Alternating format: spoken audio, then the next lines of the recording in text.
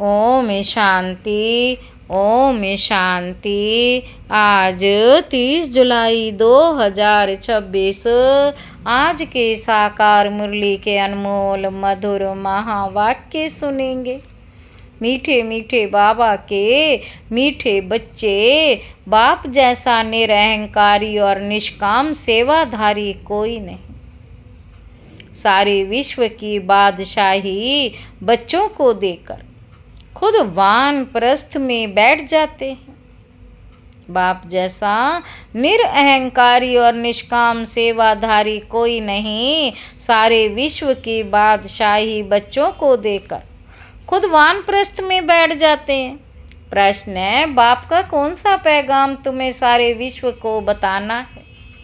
उत्तर है, सभी को बताओ कि तुम दुख हरता सुख करता के बच्चे हो। तुम्हें कभी भी किसी को दुख नहीं देना। तुम सुखदाता बाप को याद करो, उन्हें फॉलो करो तो आधा कल्प के लिए सुख धाम में चले जाएंगे। ये पैगाम सबको देना है। जो इस पैगाम को जीवन में धारण करेंगे वह 21 जन्मों के लिए माया की बेहोशी से छूट जाएंगे। गीत है, हमारे तीर्थ न्यारे हैं। ओम शांति। मीठे मीठे रूहानी बच्चे इस गीत का अर्थ तो समझ गए। हम आत्माओं का वह बाप है, मुख्य है ही आत्मा। अभी तुम बच्चे जानते हो हमारी आत्मा परमपिता परमात्मा के सन्मुख बैठी है। तुम्हारी सोल सुप्रीम सोल के सामने बैठी है। तुमको तो अपना शरीर है, इनको लोन लिया हुआ शरीर है। तुमको तो अपना शरीर है, शिव बाबा को लोन लिया हुआ शरीर है। गुरु लोग मनुष्यों को यात्रा पर ले जाते हैं। भक्ति मार्ग के ढेर गुरु हैं। भारत में तो स्त्री अपने पति को भी गुरु ईश्वर समझती है। बाप बच्चों को समझाते हैं, तुम बच्चे हो ना, समझते हो हम बेहद के बाप के बच्चे हैं। बेहद का वर्षा फिर से लेने आए हैं। अभी हमें सदगति को पाना है, ये तो निश्चय है ना। सारी दुनिया दुर्गति में है, पतित है। पावन होने के लिए बुलाते हैं तो भारत में कितने ढेर के ढेर गुरु। कोई को 100 फॉलोअर्स, कोई को 500, कोई के 50 भी होते हैं। कोई को 100 फॉलोअर्स, कोई के 500, कोई के 50 भी होते हैं। कोई के लाखों करोड़ों भी होते हैं। जैसे खोजों का अंगारखा गुरु है। कितने उनके फॉलोअर्स हैं, कितना उनको रिगार्ड देते हैं। बाबा कहते फिर भल कुछ भी करने वाला हो, लेकिन उनका मान कितना है। भक्ति मार्ग में गुरु अनेक है, फिर वे भी नंबरवार होते हैं। कोई की कमाई पद्मों की होती, आंगा खा के कमाई बहुत है। उनको हीरों में तोल कर दान किया था उनके शिष्यों ने। एक तरफ हीरे, दूसरी तरफ उनका गुरु। हीरे दान करते हैं, कितने हीरे होंगे। आजकल सोने में तो बहुतों को वजन कर देते हैं। दूसरा प्लेटिनियम होता है, वह सोने से भी ज़्यादा कीमती होता है। वे भी वजन कर दिया था। गुरु का मर्तबा देखो कितना है। ऐसे गुरु लोग तो ढेर हैं। अब इस सतगुरु को तुम क्या देंगे? उनको वजन करेंगे, हीरे वजन कर देंगे। उनका वजन हो सकता है, उनका खुद का ही वजन नहीं। शिव तो है ही बिंदी, उनका वजन तुम क्या कर सकेंगे। ये तुम्हारा गुरु कितना वंडरफुल है, सबसे हल्का, बिल्कुल ही सूक्ष्म है। तुम्हारा गुरु एक है, तुम जानते हो। शिव बाबा तो दाता है। भगवान कभी कुछ ले नहीं सकते, वो तो देते हैं। ईश्वरार्थ दान सब करते हैं तो समझते हैं दूसरे जन्म में इसका आवजा मिलेगा। कामना तो रखते हैं। अब ये तो है बेहद का बाप, इन जैसी निष्काम सेवा कोई कर नहीं सकता। निष्काम सेवा भी कैसी है, बच्चों को विश्व का सुख धाम का मालिक बनाते हैं। बाबा खुद थोड़े विश्व का मालिक बनते हैं, उनको कहा जाता है सुख का सागर, शांति का सागर, पवित्रता का सागर। सुख का सागर, शांति का सागर, पवित्रता का सागर। बच्चों को हर एक बात अच्छी रीति समझाई जाती है। एक ही बाप से तुमको जीवन मुक्ति मिल जाती है। बाबा से स्वर्ग का वर्षा मिलता है, निश्चय किया बस। बाबा और वर्षे को याद करना है, इनको कहते हैं ज्ञान का सागर। सारा सागर स्याही बनाओ, सारा सागर मस स्याही बनाओ, सारा जंगल कलम बनाओ तो इंड नहीं हो सकते। तुम शुरू से लेकर लिखते जाओ तो तुम्हारी ढेर पुस्तकें हो जाएं। ये नॉलेज तो बहुत वैल्यूएबल है जो धारण करने की है, जानते तो ये कोई परंपरा तो चलती नहीं। अभी तुमको तंत्र मिलता है, बाप आकर बच्चों को अपना परिचय देते वही काफ़ी है। बाप का परिचय देने से, रचता को जानने से रचना का भी ज्ञान आ जाता। बुद्धि कहती है जो सतयुग में आते होंगे उनके पुनर्जन्म जास्ती होंगे। चक्र में जो पहले आए होंगे वही आएंगे। इस चक्र को भी अच्छी रीति समझना है। गीत में भी सुना हमारे तीर्थ न्यारे हैं, वह तो जन्म जन्मांतर तीर्थ यात्राएं करते आदि करते आए हैं। ये सिर्फ तुम्हारी एक जन्म की यात्रा है। इस रूहानी यात्रा में जरा भी कोई तकलीफ नहीं। ज्ञान देने वाला एक ही सदगुरु है।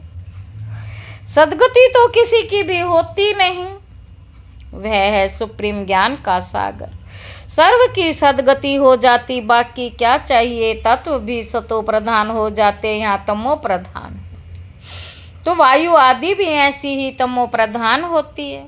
बाबा कहते कितने अर्थक्वेक आदि होते हैं। सतयुग में तो कोई भी दुख देने वाली चीज ही नहीं होगी। बाप है ही दुख हरता, सुख करता, तुम उनके बच्चे हो।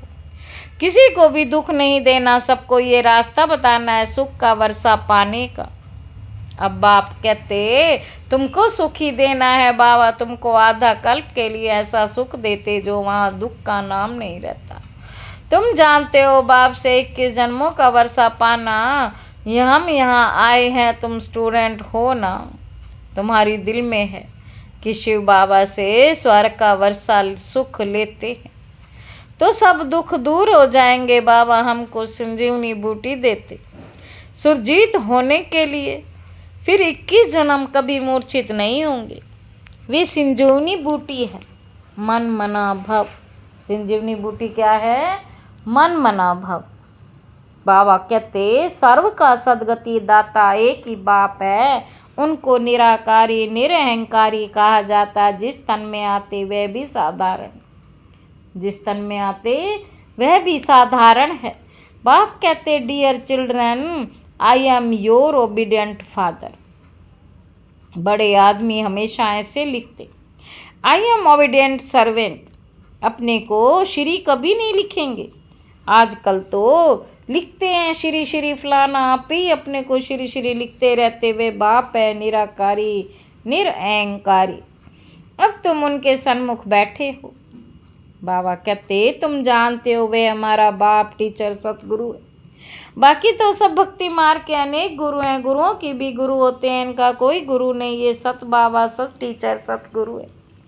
बाबा कहते तुम जानते हो आत्मा ही संस्कार धारण कर रही है। बाबा भी आत्मा है ना, उनमें भी गुण है। तुम्हारे गुण अलग अलग हो जाते हैं। इस समय जो गुण तुम्हारे में है वही बाप के हैं। फिर सतयुग में तुम्हारे देवी गुण भी हो जाएंगे। बाप ज्ञान का सागर, प्यार का सागर, श्री कृष्ण की महिमा अलग है। शिव बाबा को 16 कला संपूर्ण नहीं कह सकते, वे तो स्थिर ही है। बाप कहते ये टाइटल तुम मुझे नहीं दे सकते, मैं थोड़ी विकारी बनता हूँ जो फिर सर्वगुण संपन्न बनूं। मेरी महिमाएं जैसी थोड़ी करेंगे। इस नॉलेज को जिन्होंने कल्प पहले सुना वही आएंगे, आकर बाप से सुनेंगे और बाप को याद करेंगे। पिछाड़ी को हाय हाय कर रोते हैं, फिर जय जयकार हो जाती है। अभी तुमने यात्रा का भी राज समझा है। इस यात्रा से फिर तुम कभी मृत्यु लोक में लौटते नहीं। उन यात्राओं से फिर घर लौट आते हैं। कितने मनुष्य स्नान करने जाते हैं। भक्ति का विस्तार देखो कितना है। जैसे झाड़ कितना बड़ा अथाह होता है, बीज तो बिल्कुल छोटा होता है, वैसे भक्ति का भी विस्तार कितना है। ज्ञान का एक टुबका भी सदगति कर देता है। भक्ति में उतरते उतरते आधा कल्प लग जाता, यहाँ तुमको सीढ़ी चढ़ने में 1 सेकंड लगता है। लिफ्ट कितनी अच्छी है, नीचे से एकदम ऊपर अपने घर ले जाती है। इसको कहा जाता है चढ़ती कला सर्व का भला। सर्व का सदगति दाता एक बाप ही है। अब ज्ञान भक्ति का फर्क देखा। ज्ञान भक्ति वैराग्य है ना। सन्यासियों का है हद का वैराग्य। बाप ने समझाया है वैराग्य 2 प्रकार का है। एक है हद का वैराग्य जिससे कोई सदगति नहीं होती। दूसरा है बेहद का वैराग्य जिससे तुम्हारी सदगति हो जाती है। अभी सदगति के लिए तुम बच्चों को श्रीमत मिलती है श्रेष्ठ से श्रेष्ठ बनने की। अब श्रेष्ठ दुनिया की स्थापना हो रही है श्रीमत पर। ये भ्रष्ट दुनिया रावण की मत पर बनी, हम श्रेष्ठ बन रहे हैं।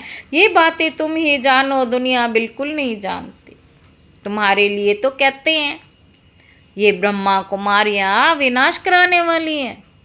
सचमुच विनाश तो होना ही है, इससे ही तो कल्याण होना है। कल्याणकारी बाप आते तो माँ भारी लड़ाई लगती है, कहेंगे हमने कहा था ना कि ब्रह्मा कुमारियाँ विनाश करेंगी। बरोबर विनाश तो होना ही है। पुरानी दुनिया विनाश होगी, हम नई दुनिया स्थापन करते हैं। पुरानी के बाद जरूर नई है ही। पुरानी के बाद नई जरूर है ही। कल्प कल्प विनाश होता है, तब भी भारत में स्वर्ग के द्वार खुलते हैं। परंतु वे लोग समझें कैसे? आगे चलकर बहुत समझेंगे। सारी दुनिया स्वाह हो जाती है। तुम्हारा ये यज्ञ तो वंडरफुल है जिसमें आहुति पड़नी है, ये भी तुम जानो और ना जाने कोई। विजय तो पांडवों की होनी है और सब खत्म हो जाएंगे, बाकी तुम पांडव रहते हो, फिर नई दुनिया में राज्य करते हो। ये नॉलेज बड़ी वंडरफुल है। सबका दुख करता सुख करता सदगति देने वाला एक ही बाप है। कितना मीठा कितना प्यारा बाप है। कहते आए हो मीठे बाबा, आप जब आएंगे तो आप पर हम वारी जाएंगे। मेरा तो आप दूसरा ना कोई, मेरा तो बाबा दूसरा ना कोई। इसका मतलब ये नहीं कि घर बार छोड़ यहाँ आकर बैठेंगे, नहीं। गृहस्थ व्यवहार में भल रहो। 7 रोज का कोर्स ले ले, कहाँ भी जाओ मन मना भाव। बाप को याद करना है, वर्षा पाना है, बस याद के यात्रा में रहना, इससे ही बेड़ा पार है। ये भी तुम जानते हो। पवित्र रहना है, छी खाना आदि नहीं खाना। मुरली तो मिलती है, कोई समय मुरली नहीं भी मिलेगी। आफते आएंगी, हंगामा आदि हो जाएगा तो मुरली मिल नहीं सकेगी। तुम इन आँखों से जो कुछ देखते हो वह नहीं रहेगा, सब भस्म हो जाएगा। परले तो होती नहीं, दुनिया तो एक ही है। नई सो पुरानी होती है। न्यू वर्ड ओल्ड वर्ड कहा जाता है। अब तो कहेंगे ये ओल्ड वर्ड है। बाकी थोड़ा समय है, थोड़ा समय है। वह कहते हैं कल्प की आयु लाखों वर्ष है। कलयुग के लिए कहते 40,000 वर्ष पड़े हैं, वास्तव में 5,000 वर्ष का चक्र। तुम्हारी बुद्धि में सारी नॉलेज है। मनुष्य तो बिल्कुल पत्थर बुद्धि है। एक्टर्स होकर ड्रामा के क्रिएटर डायरेक्टर को ना जाने तो उनको क्या कहेंगे? ड्रामा के क्रिएटर डायरेक्टर को ना जाने तो उनको क्या कहेंगे? वर्ड की हिस्ट्री ज्योग्राफी कैसे रिपीट होती है ये तो जानना चाहिए ना। जो अच्छी रीति जानते हैं बुद्धि में धारण कर औरों को धारणा कराते, वे ऊंचते ऊंच पद पाते हैं। बाप कहते हैं जो नॉलेज मेरे में थी वह अब तुमको दे रहा हूँ। ड्रामा प्लान अनुसार मैं रिपीट करता हूँ। मेरा भी ड्रामा में पार्ट है, भक्ति मार्ग में भी पार्ट बजाया। अब तुमको आकर अपना और रचना के आदि मध्य अंत का परिचय देता हूँ। आदि मध्य अंत का परिचय देता हूँ। मैं भी ड्रामा के बंधन में हूँ। मैं आता ही एक बार हूँ अपना परिचय देने और रचना के आदि मध्य अंत का नॉलेज सुनाने। अच्छा, मीठे मीठे सिके लदे बच्चों प्रति माता पिता बाप दादा का याद प्यार और गुड मॉर्निंग। रूहानी बाप के रूहानी बच्चों को नमस्ते। हम रूहानी बच्चों के रूहानी बाप दादा को याद प्यार और गुड मॉर्निंग। नमस्ते बाबा, नमस्ते, शुक्रिया बाबा, शुक्रिया। धारणा के लिए मुख्य सार। पहला पॉइंट है बाप समान ओबीडियंट बनना है, कभी भी किसी बात में अपना अहंकार नहीं दिखा, निराकारी और निरअहंकारी होकर रहना है। दूसरा पॉइंट है बाप टीचर और सतगुरु के कंट्रास्ट को समझ निश्चय बुद्धि बन श्रीमत पर चलना है, रूहानी यात्रा पर रहना है। वरदान है पुरुषार्थ शब्द को यथार्थ रीति यूज कर, पुरुषार्थ शब्द को यथार्थ रीति से यूज कर सदा आगे बढ़ने वाले श्रेष्ठ पुरुषार्थी भव। कई बार पुरुषार्थी शब्द भी हार खाने में व सफलता प्राप्त होने में अच्छी ढाल बन जाता। जब कोई भी गलती होती है तो कह देते हो हम तो अभी पुरुषार्थी हैं, लेकिन यथार्थ पुरुषार्थी कभी हार नहीं खा सकते, क्योंकि पुरुषार्थ शब्द का यथार्थ अर्थ है स्वयं को पुरुष अर्थात आत्मा समझ कर चलना है। ऐसे आत्मिक स्थिति में रहने वाले पुरुषार्थी तो सदैव मंजिल को सामने रखते हुए चलते हैं, वे कभी रुकते नहीं, हिम्मत उल्लास छोड़ते नहीं। ओम शांति। स्लोगन है मास्टर सर्वशक्तिवान की स्मृति में रहो, ये स्मृति ही मालिकपन की स्मृति दिलाती है। ये अव्यक्त इशारे ज्वाला स्वरूप स्थिति में रहे शक्तिशाली याद का अनुभव करो। कोई भी कार्य करते व बात करते बीच बीच में संकल्पों के ट्रैफिक को स्टॉप करो। 1 मिनट के लिए भी मन के संकल्पों को, चाहे शरीर द्वारा चलते हुए कर्म के बीच भी रोक कर भी ये प्रैक्टिस करो, तब बिंदु रूप की पावरफुल स्टेज पर स्थित हो सकेंगे।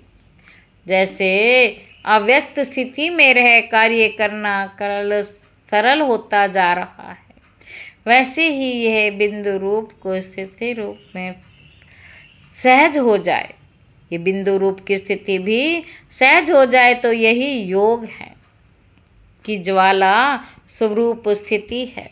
अच्छा, ओम शांति।